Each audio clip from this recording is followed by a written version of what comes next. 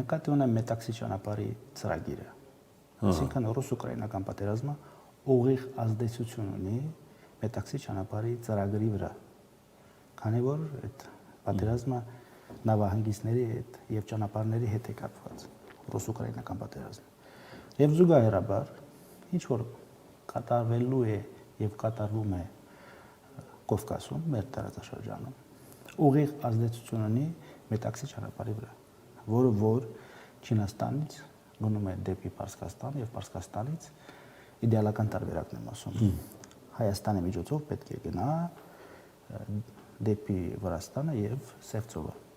ընդերից Եվրոպա։ Այսինքն եթե Իսրայելի միջոցով ամերիկացիները բրիտանացիների հետ միասնաբար պատերազմ են հրահրում Պարսկաստանի դեմ,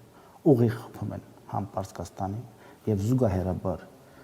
Ադրբեջանը Թուրքիայի հետ միասին հարվածում է Հայաստանին, բոլոր չինական ծրագրերը նկատի ունեմ Մետաքսի ճանապարհը տապալվում են։